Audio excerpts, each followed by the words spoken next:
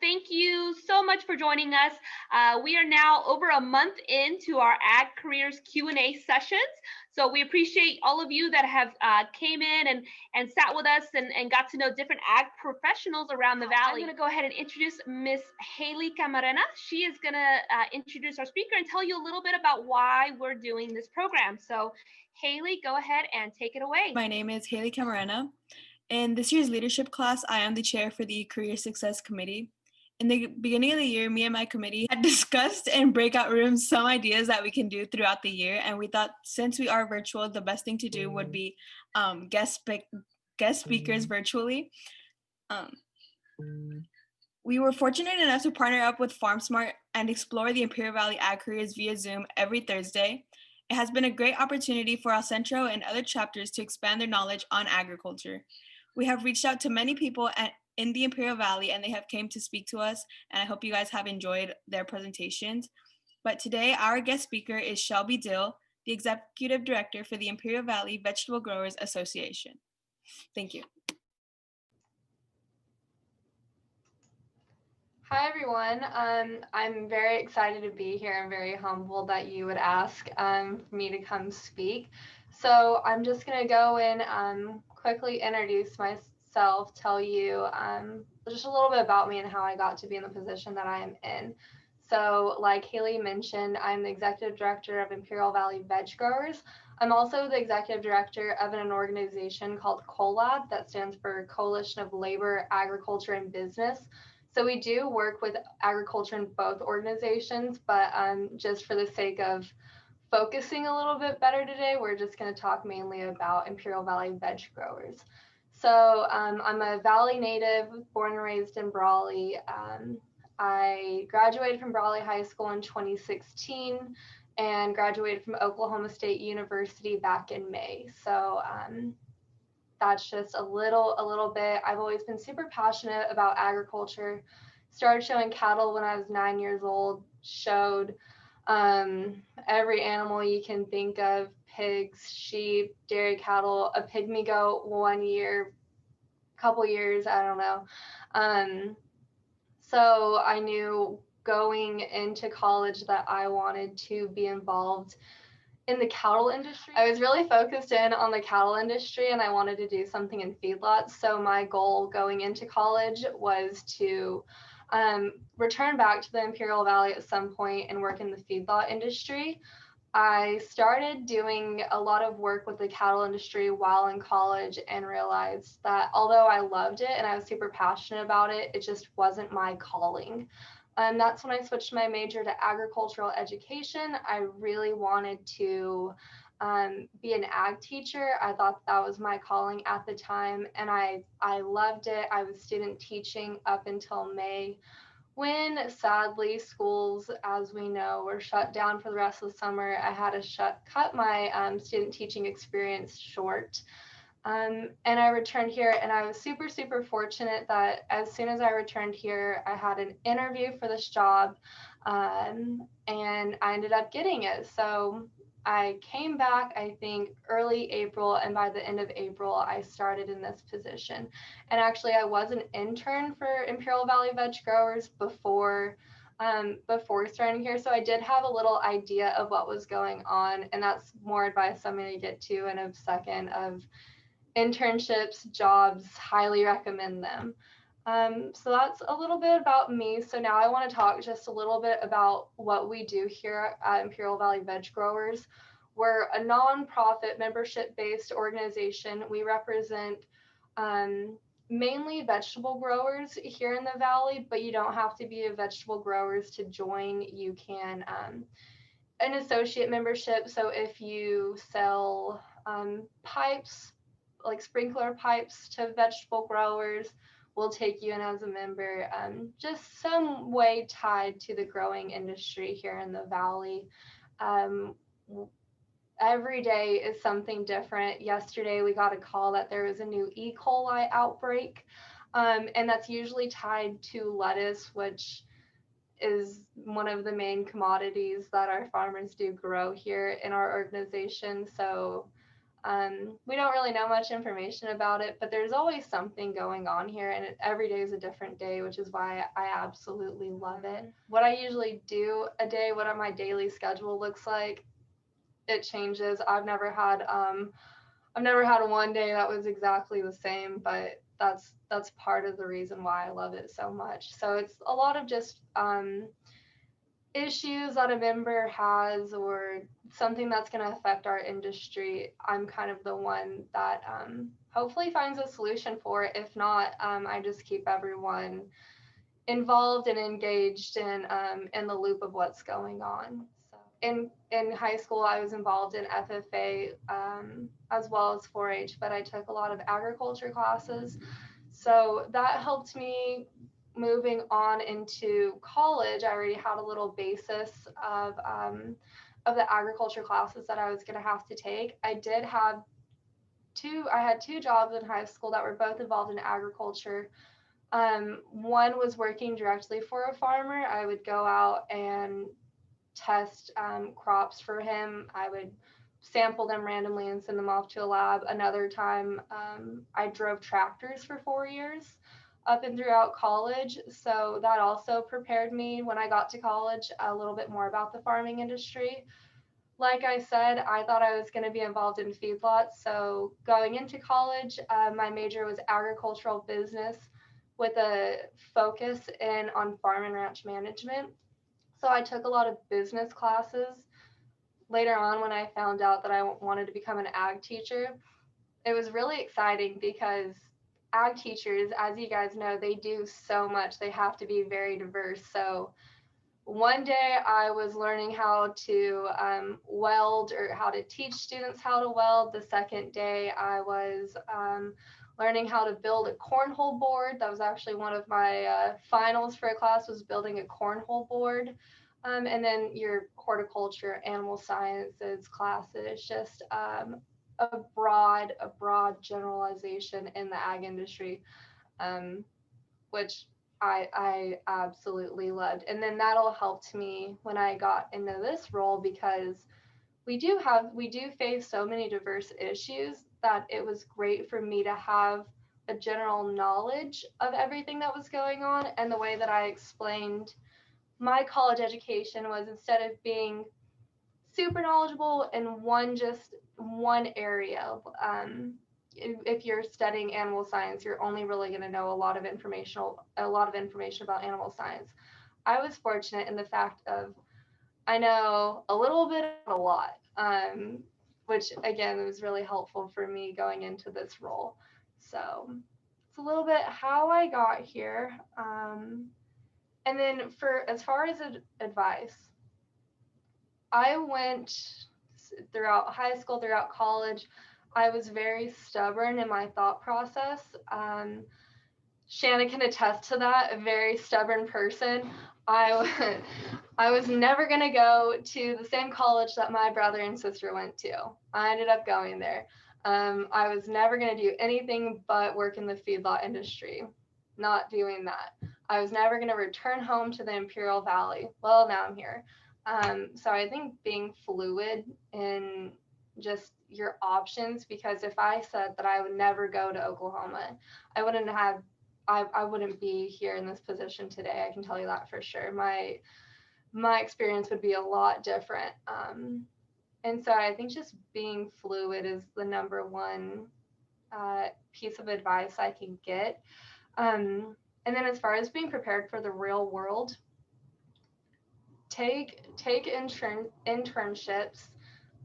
Even if there's some reason, I'm not exactly sure why, but a lot of internships are unpaid. And it's pretty unfortunate, because I know when I was in high school and when I was in college, I was not in a position to have an unpaid internship. So I was doing really not fun jobs at times.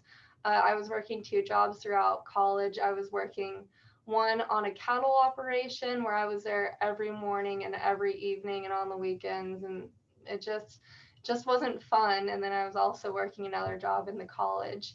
But all of those jobs really helped me get to where I am today.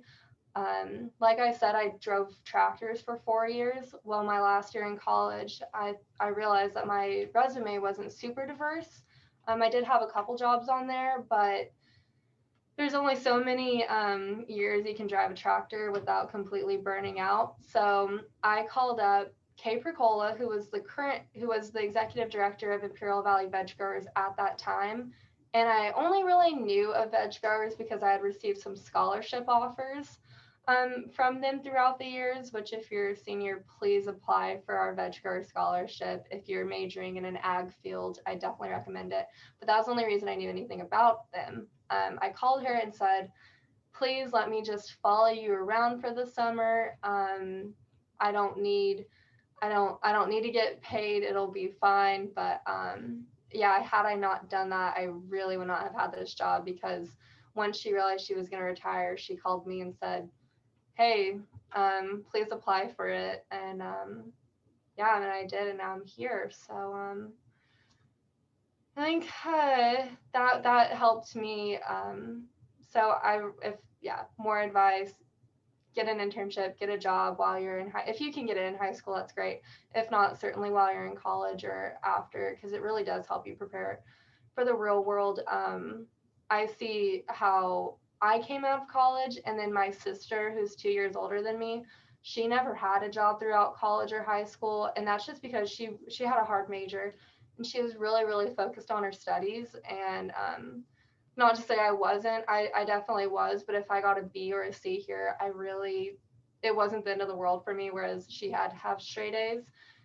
So yeah, when you come out of college, it's ridiculous. They want you to have 20 years of experience while you're 20 years old. So at least just a couple years is always helpful. What would I have done differently back in high school? I don't know if there was anything I would do differently in high school. I really, I think that I had set myself up for success back then. I was super involved in 4-H. I was pretty involved in FFA.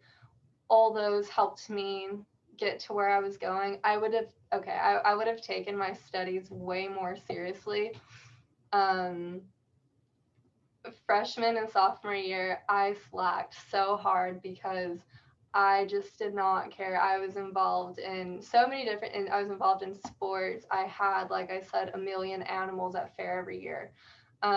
It just wasn't my first thought, but I would have focused. I do have a question. Do you think it's better to go to community college first? I don't want to say absolutely, but if you can, it would really help. I wish that I would have gone to a junior college first. So I wish I would have gone 2 years there and then transferred into Oklahoma State. That's what a lot of people did. So my brother did.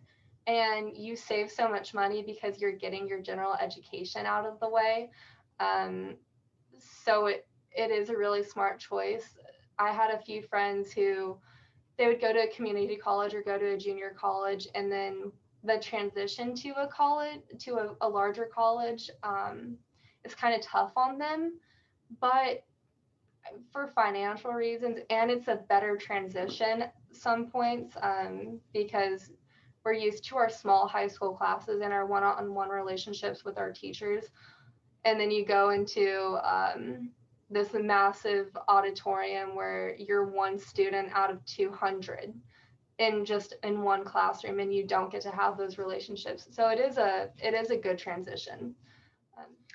We have a question in the chat box from Elani. How has COVID affected your career?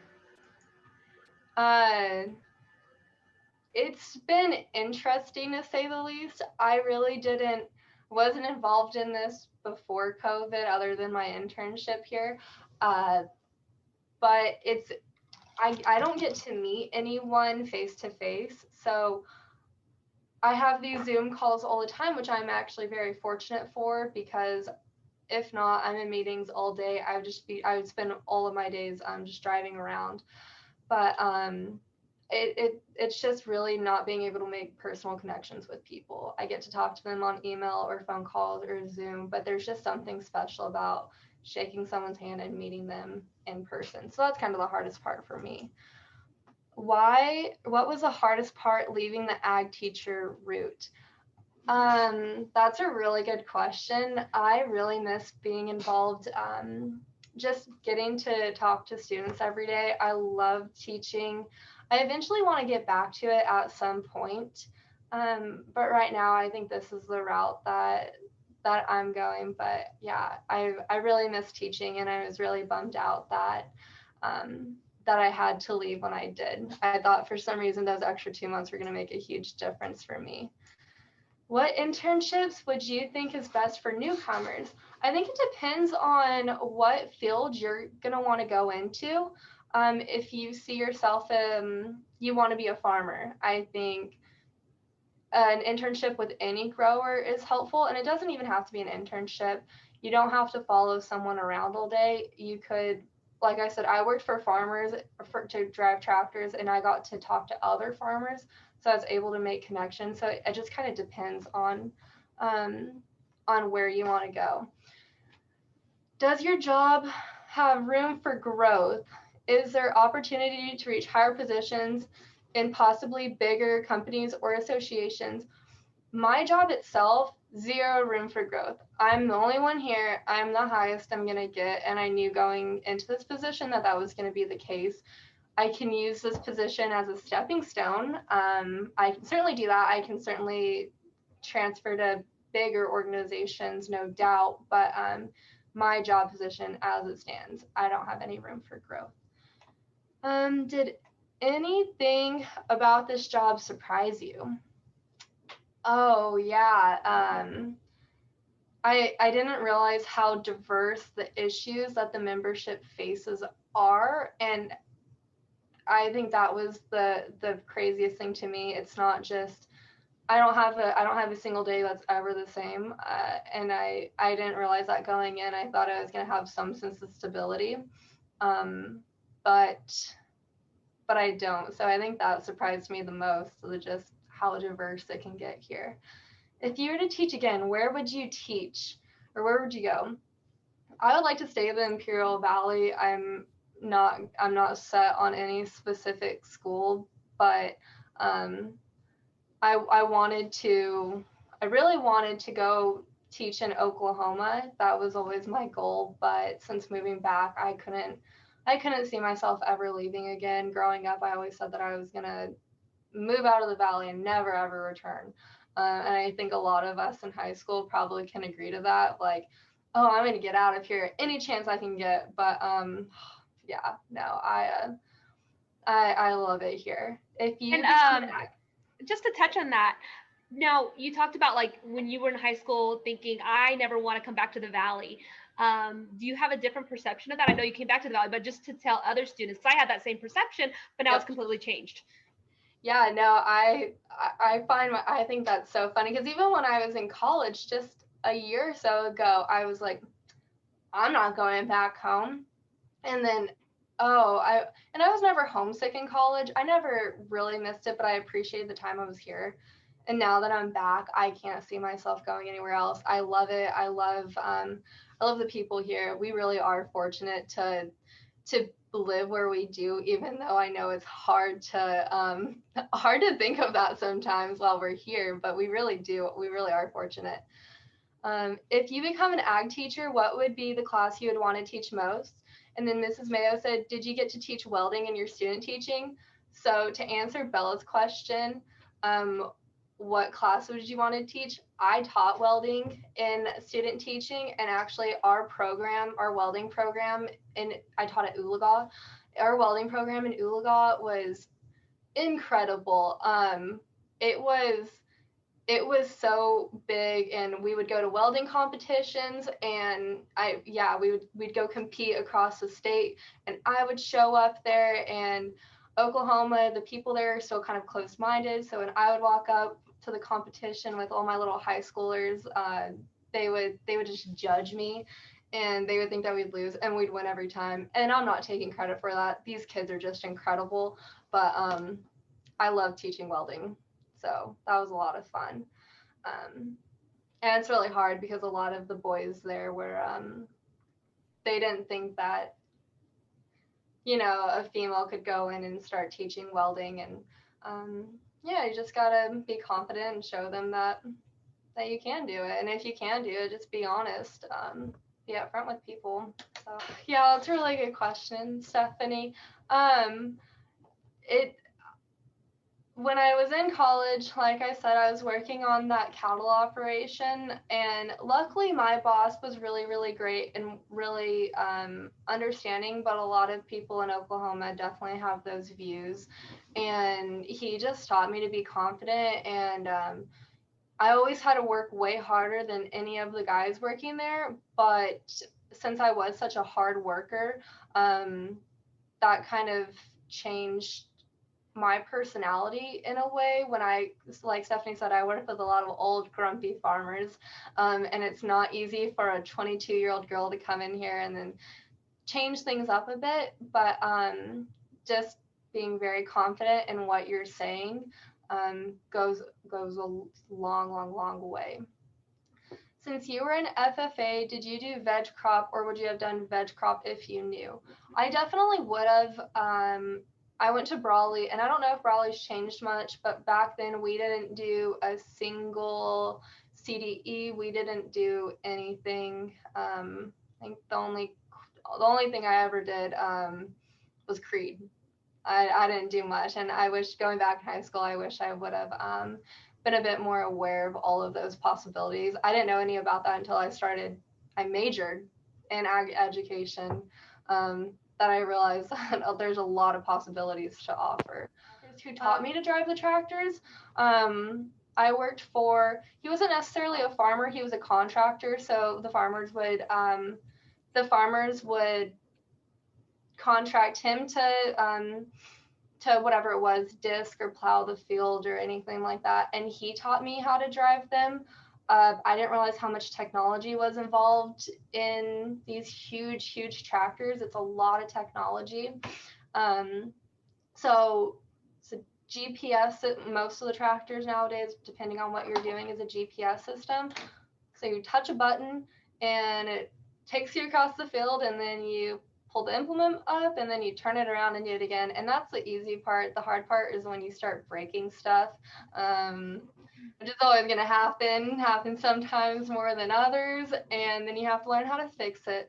That was another thing of always working in a male-dominated workplace. Is I was 17 at the time. I didn't know anything about working on tractors, but I was always wanting to learn. And I was a gopher for a couple of the years. I don't know if you know what a gopher is, but it's like, hey, go for this or go for that.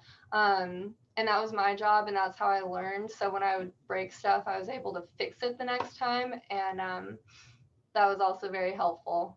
Would you ever want to become a chapter advisor?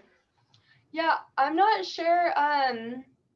I'm not sure how it is in the state of California, but I know in Oklahoma, most definitely, if you are an ag teacher, then you are the chapter advisor. And I'm thinking it was here too. So I would want to be an ag teacher, so therefore I'd want to be a chapter advisor as well. Stephanie's asking, could you talk a little bit about your scholarship program? What's the time frame for your scholarships?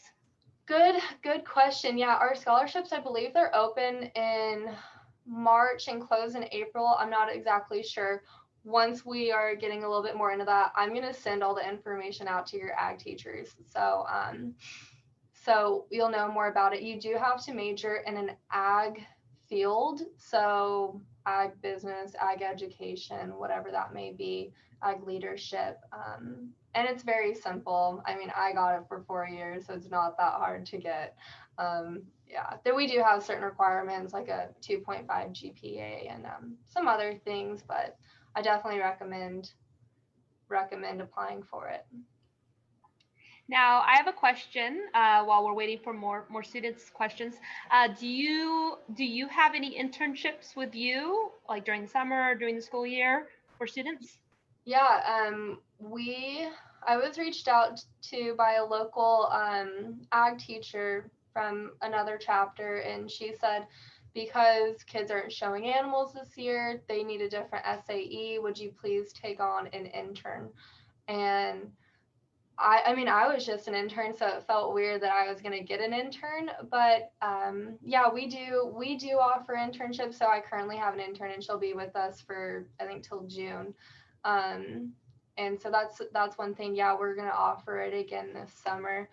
I don't know how I don't know how much I'm doing just because all of our meetings are virtual. So it's not really easy to go out and make connections that way. But hopefully, here in the near future, we'll go back to normal and the internships will look a little bit more different. But yeah, if that's something that interests you, just reach out to me and always make something work. And if you don't necessarily want to be an intern here at Veg Growers, uh, Farm Bureau does kind of the same thing that we do, just with a different membership base.